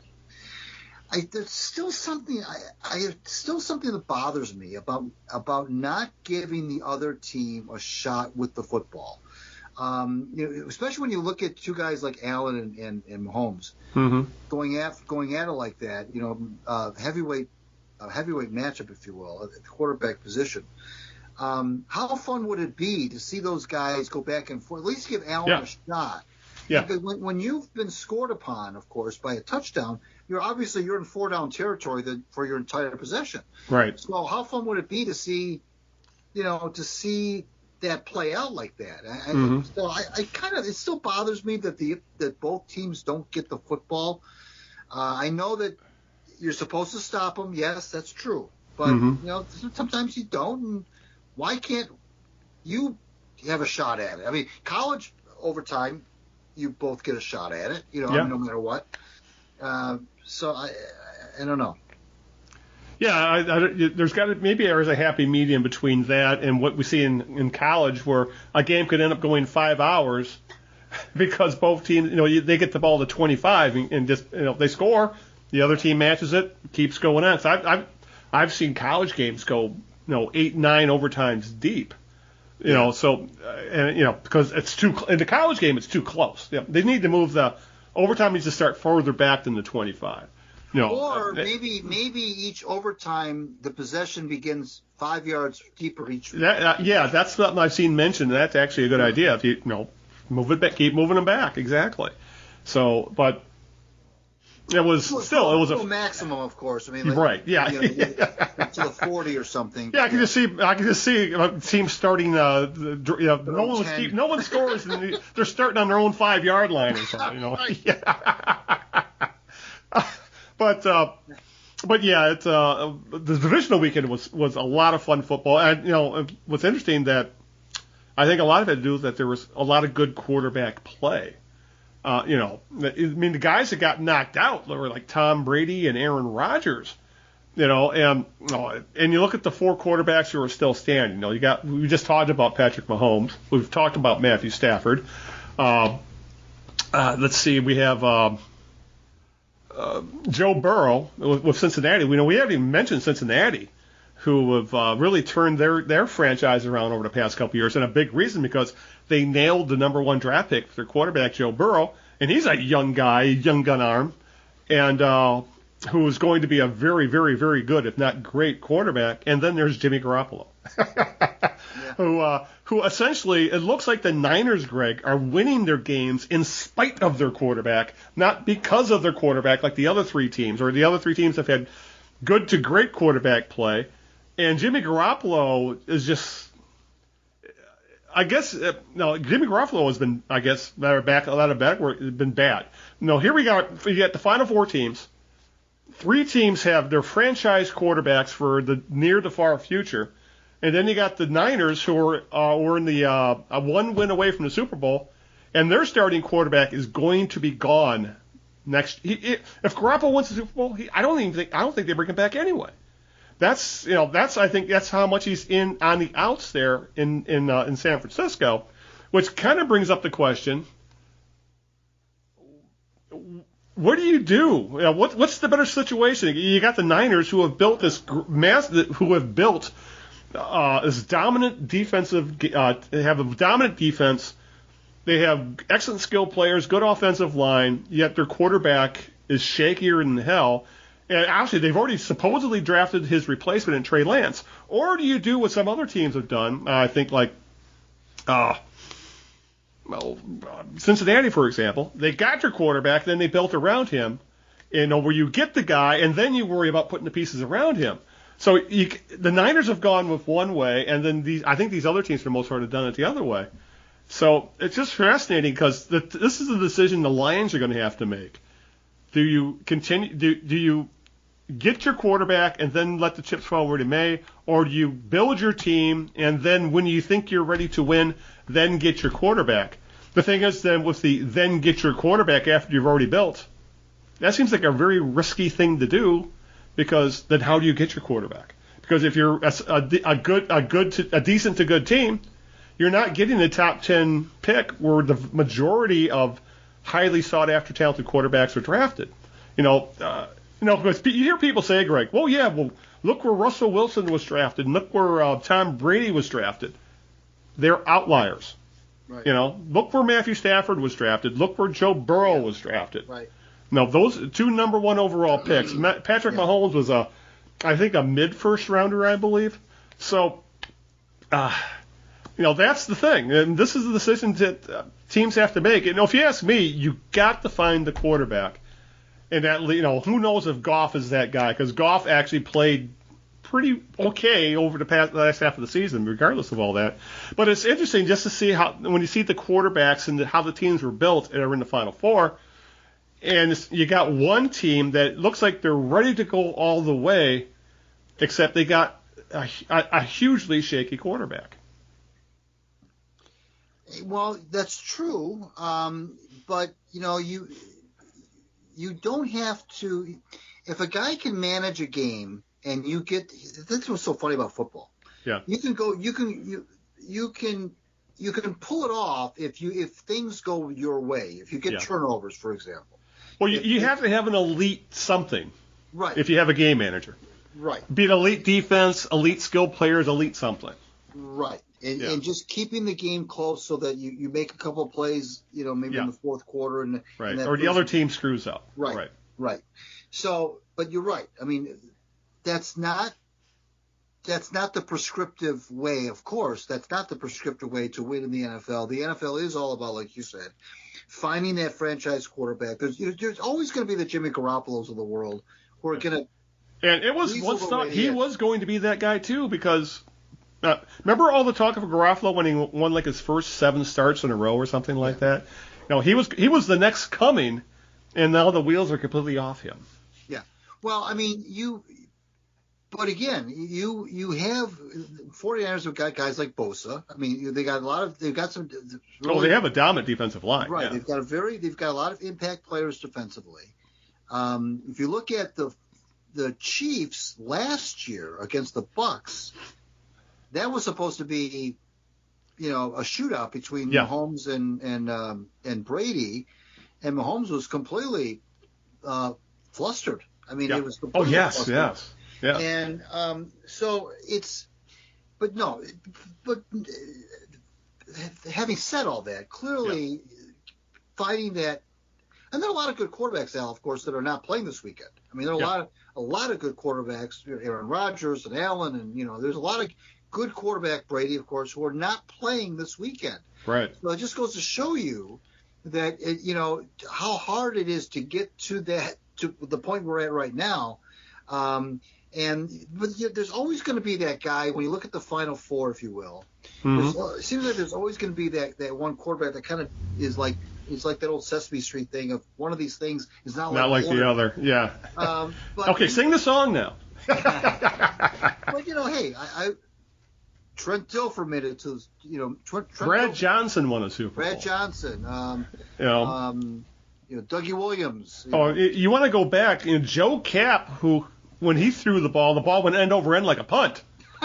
He actually made it to a Super Bowl, for example. So there's all kinds of ways to get to a Super Bowl, but I would still put my money on having an elite quarterback. I would like my odds better if I had a quarterback who could make a play. Right. Again, I go back to that. Buffalo and the Chiefs look like the two best teams in football, and a lot of it was because of the guys they had under center. Right. So and we've seen enough of Stafford, Greg, that you mentioned that they get like guys like Joey Bosa and that dominant defensive line they have in San Francisco.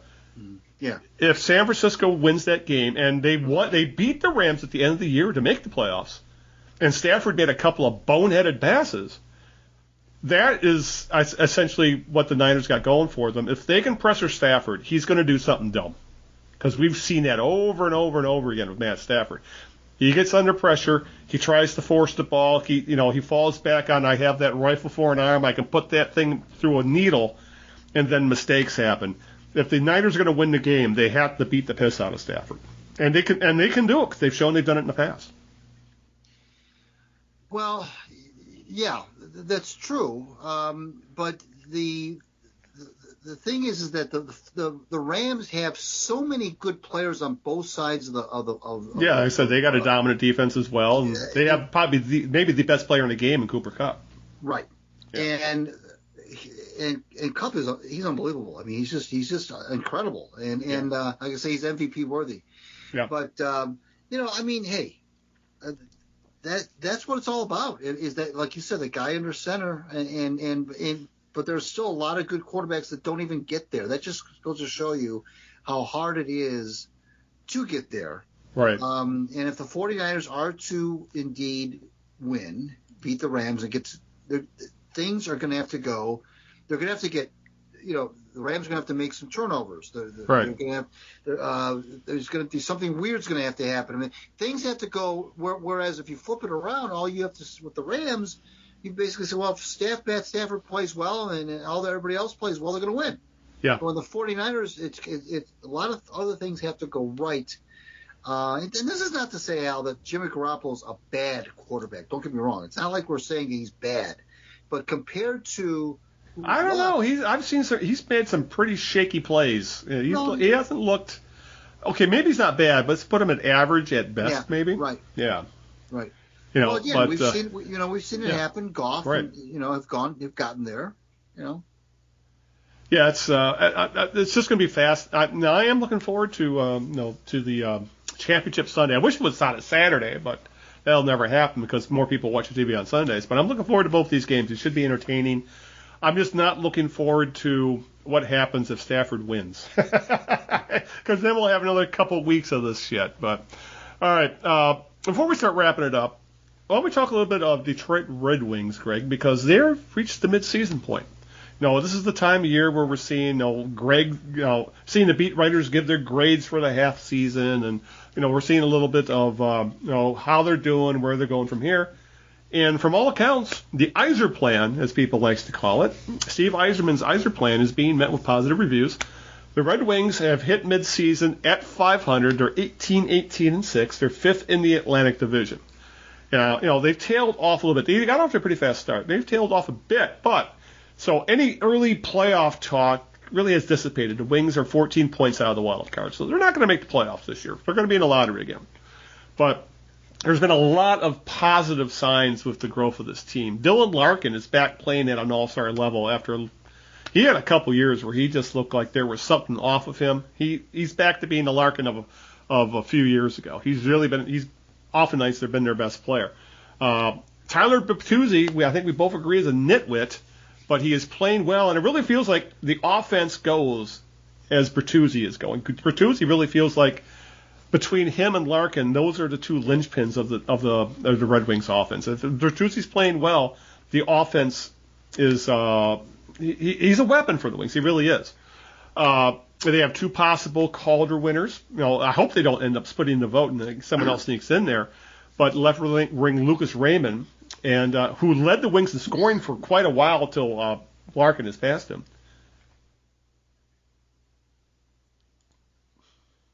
And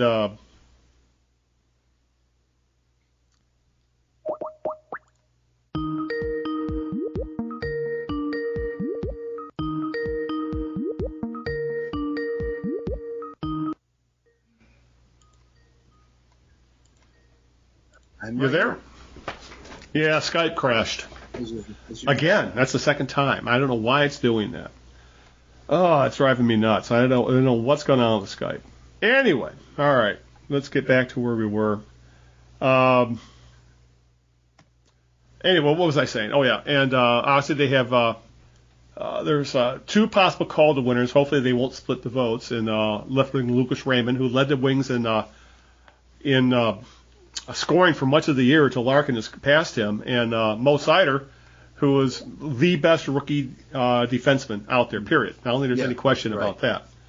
And obviously, Djokovic, who they picked up for literally pennies on the dollar, a third-round pick, and the rights to who was the goalie, the free agent goalie? I forget who he was at this point. Who Carolina didn't even sign, and he is essentially Djokovic has essentially cemented himself as the Wings' starting goalie. He's outplayed Grice this year.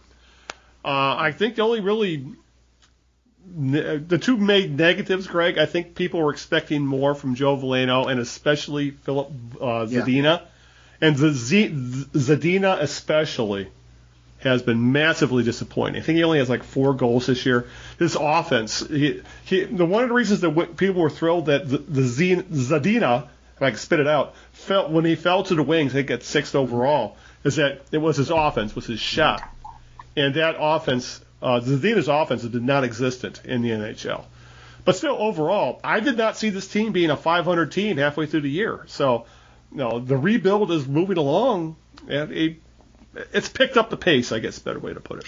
It's amazing how good those kids are, Sider and Raymond. Yeah. I mean, the thing that I always look at when it comes to young players isn't necessarily just their production. I mean, that's clearly a big part of it. I look at how they carry themselves and how they function.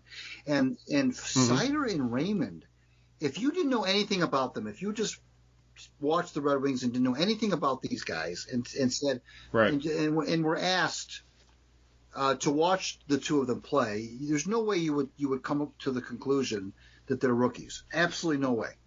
Sider especially, has this, and I don't know what it is. It's some sort of a intangible way of the way he conducts himself in his own zone, and the smarts he has. He's a very smart player, very smart and calm. And that's the other thing too, that calm. He no panic in his game. He's very calm with the puck. Seems to have eyes in the back of his head. He's so intuitive. And Raymond is much the same way, of course, from the offensive end, but he just again this he plays like a veteran. I know it's very cliche-ish, but he just does. He just doesn't look like the NHL doesn't look too big for these guys, either of these guys. You always hear that people will say, well, the game speeds up on the young players. Okay. And I'm not seeing that at all with either of these kids. I mean, neither of them. Do I feel like when they go out there that, okay, this hitting a little bit of a rookie wall here, or here's a rookie mistake there, or, well, he'll figure it out later. These guys are just, to me, NHL ready right from the moment they hit the ice on the opening night. And kudos to Yzerman, of course, obviously. But, I mean, these are to me two, and it's so nice that one's a forward and one's a defenseman. These are two building blocks like crazy. These guys are going to be here for 10, 12 years, I hope. And I'm just absolutely amazed at the plays that they make, both of these guys, that they make with the puck that I've only seen, usually veterans make. And so Yzerman, I remember when they drafted Sider, you raised a little bit of a few eyebrows. Some folks said, well, gosh, it's a little too high. They had several defensemen rated above him. And I can't remember where he was picked by the Red Wings. I think it was in the top 10. And it was immediately like, I don't know. I think Steve's maybe he sees something that we don't. Well, yeah, he did see something people didn't. And I think it was, and I remember when he talked about Sider after he drafted him, and one of the things he said about him, this was 2 or 3 years ago, was I liked the way his ice hockey IQ. The way he the way he plays. He's obviously got the physical tools, but it's between the ears that I think is what attracted him, Yzerman, to Sider. And this Sider, you can put him on the penalty kill, you can put him on the power play, you can play him late in the game when you need to protect a lead. He's not going to turn the puck over. He's not going to make a boneheaded play. He made one weird play a few games ago where he inexplicably skated in front of the goalie right when the other team was shooting, and it went off his butt and went in the net. Other than that, he's been out, and Raymond I watch him too, and the little plays he makes, little passes between his legs, and just he seems to have eyes in the back of his head. He seems to know where all the forwards are. He's another one. Just plays very intuitive, and those are two guys that the Red Wings fans should be very excited about, because these are going to be stalwarts for years here. Yes, completely agree. It's actually the Wings have become watchable again, especially the last couple of years. They were just an absolute chore to watch, and that's changed this year. And it's something where that helps. When you have some offense, that makes for a little more entertaining game. And also Jeff Blashill, you don't hear fans quite so pissed off at Blashill. And we've had our moments with him as well. Now the talent is starting to show up. Blashill, there's a reason why, we've said this in the past, there's a reason why Blashill has coached in world championships. That he won at every level until he got to the National Hockey League, is because he's a talented coach when he's given the right players. And he's yet to have the right players, and he's starting to get them now. But again, we'll wait and see where it happens. But at the very least, everything's looking up. The Yzer plan seems to be working. Coaching seems to be doing pretty well. And it's been a while since we've seen young players start to it's funny how the generation of young players seem to have been more impactful than the previous generation of young players. Remember Mantha and Athanasiou when those guys were supposed to be the building blocks, and it turned out they weren't. Right. These guys already look better than those guys ever did, which really says it says volumes about Yzerman, and also says volumes about how the rebuild is going compared to where it was a few years ago. All right. Before we wrap things up, Greg, as I think we'll save the Tigers talk. We might be able to tie that into when we have more news about the collective bargaining that's going on between the players and owners, and they're actually talking again. So yay! But we'll see where that goes. But maybe we'll probably tie into Tiger talk when we know more about how the CBA is going. So we'll start wrapping things up. So who's your jerk of the week? Another casualty of... And there's been a lot to pick from. Another casualty of social media's swath has been... When you and I first started following football, for example, do you ever remember anyone talking about anybody's wives or girlfriends? No one cared who anybody was married to. The wives were they weren't even in the discussion, okay?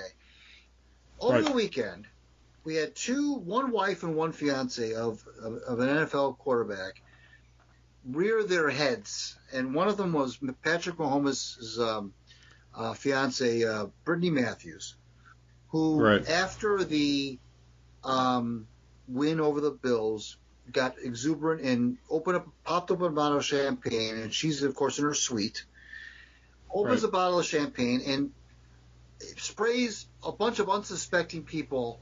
Cold weather. Yeah. Sprays a bunch of unsuspecting people, and they're wet, sticky, and it's cold out. Yeah. And now Yeah. Matthew Stafford's wife, Kelly, I think is her name. Karen. Yeah. Yes, it's Kelly, but she should be named Karen. But go ahead. Apparently has her own podcast, her own show or something, and she went on there. And, God help us all. And she can't figure out why Ndamukong Suh is mean to her husband. She can't figure it out. Oh, why is he so mean to Matthew? Why does he hate Matthew so much? They used to be teammates, and she was referring specifically to that play where Sue was called for taunting, the taunting call, and Sue was picked up on the mic saying, "Didn't you see that he kicked me?" referring to Stafford. Yeah. Right. And now in the replay, if Stafford kicked Sue, it was not much of a kick. Okay, number one. But anyway, that's was pretty much what the play that Kelly Stafford was referencing when she was talking about, because I guess Sue was saying things, I'm going to F you up, and whatever. Right. She can't understand. Her husband's been playing professional football for 13 years, and she can't understand why tempers flare on the football field, and she can't understand why guys who used to be your teammates don't like you anymore. She can't wrap her head around.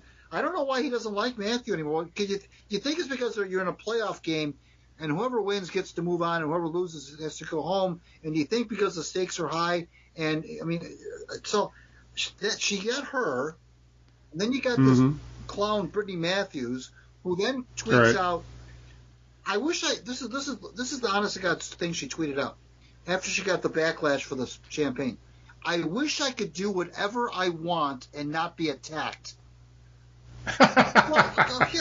Okay, come on.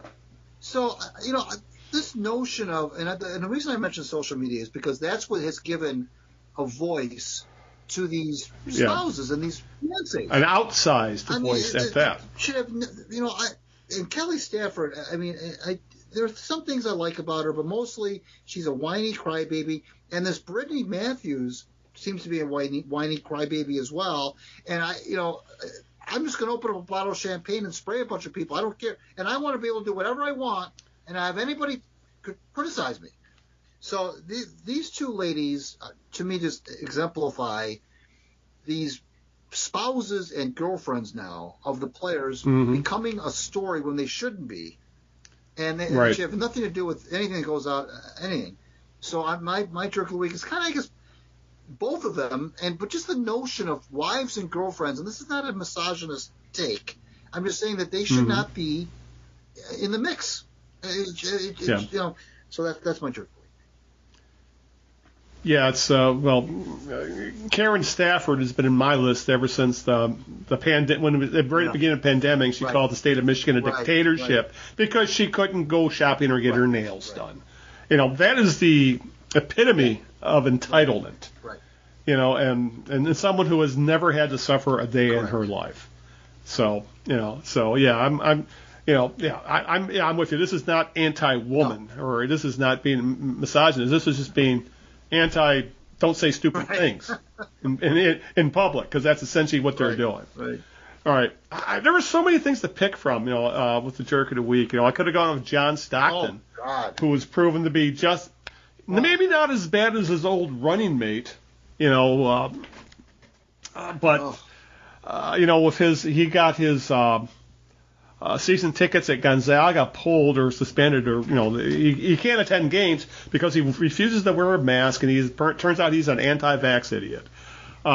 Grayson Allen of the Bucks damn near killed Alex Caruso of the Bulls. Grayson Allen just doing stupid Grayson Allen things that he's a thug, and he hurt another player Caruso's going to, because he undercut the guy going in for a dunk. Caruso landed on his arm and shoulder, broke his wrist. He's out for till the playoffs start. And the NBA suspended Allen only one game, while Caruso's going to be out, I believe, 6 to 8 weeks. But since I did mention COVID and Karen Stafford, I might as well go with my jerk of the week, or jerk of the past couple weeks, is Novak Djokovic, because kudos to Australia for doing the right thing in booting his anti-vax ass out of Australia. And it's not because he didn't get booted.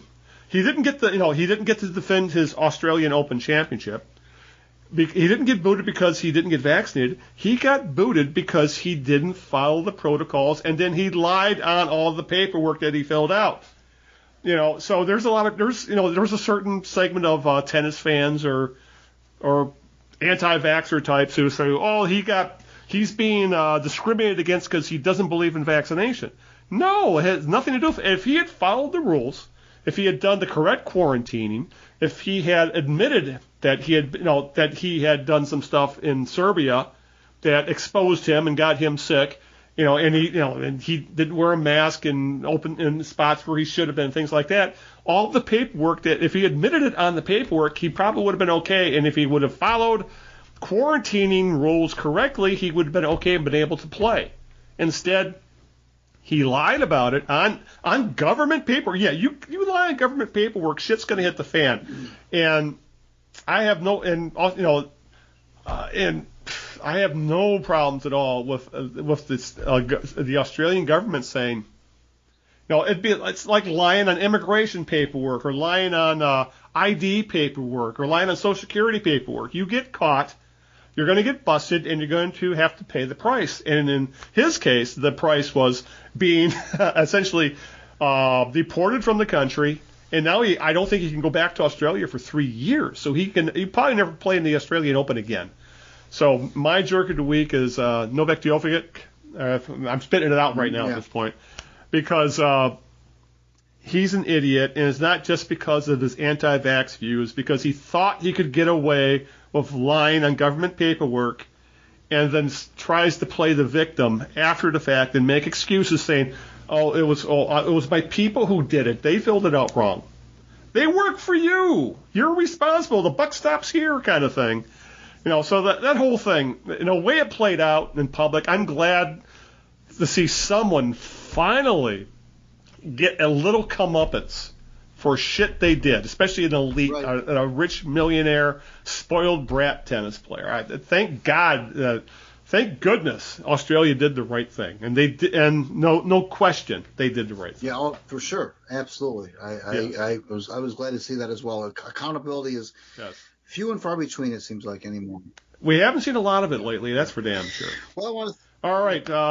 Anything else before we hit the road? Like I said, you're not sure who the next guest is going to be, because sure yet. Obviously you might be stuck talking to me, Greg. So I'm sorry. I apologize. But why don't you get out the thank yous and all the plugs and all that fun Thank stuff. you to Siddy Hall for his take. We enjoyed that. The stat guy. He is a stat guy, and he knows a hell of a lot about basketball. And it was good to talk to him. Thanks to him for doing that. We'll see him again in the spring. You can read me, of course, my WordPress Out of Bounds blog every Monday for the most part. Check me out there. Follow me on Twitter at Greg Eno, and follow the Knee Jerks on Twitter at the Knee Jerks. And I want to thank my lovely wife Sharon for putting up with this nonsense every 2 weeks, and thank you, Big Al, for making Tuesday night so gosh fun. Yes, and remember to learn all things Tommy Matchik. Go to Greg's blog. So, no, when you wrote that article, I hadn't thought of his name, and I can't remember the last time I thought of Tom Matchik. So, let me ask, what brought you up to bring this to think of him? Just the stuff you had seen going on recently about guys who have stepped up their game. Yeah, well, I knew that he had passed away, and recently, and I hadn't, I kind of didn't write about it for a few weeks, and I said, well, you know what? It just, the guys like that kind of personified to me the '68 team, which of course is still so beloved in Detroit. And with all the inning comebacks, and he had that big home run against Mo Drabowski, which was on that Year of the Tiger album that everybody listened to. Yeah. Oh God, and everybody heard Bernie Harlow's call and so forth. And he passed away, and I just thought it'd be kind of nice. I just thought it was fascinating. He only had 4 home runs in his entire career, but yet one of them was so memorable. And it just strikes me that baseball is set up so that even the mediocre can be stars. And Brian Doyle in the 1978 World Series, and guys can just rise to the challenge. Don Larson, who was a mediocre pitcher for the most part, threw a perfect game in the World Series. You just never know when these guys who are, middling and average, or even below average, are going to just rise to the occasion and become household names for, even if it's just for a night or a week. So. Yeah. So is your next article going to be about Earl Mann or John Mingle? Crash. Yes, I love Crash Mangle. I'm just saying. All right. As always, thank you, Greg, for putting up with the technical difficulties. And same with Siddy, the stat guy. The first 10, 15 minutes of our trying to get this thing done was a bit of a handful, but we figured it out. And thanks for Greg's patience and the Siddy's.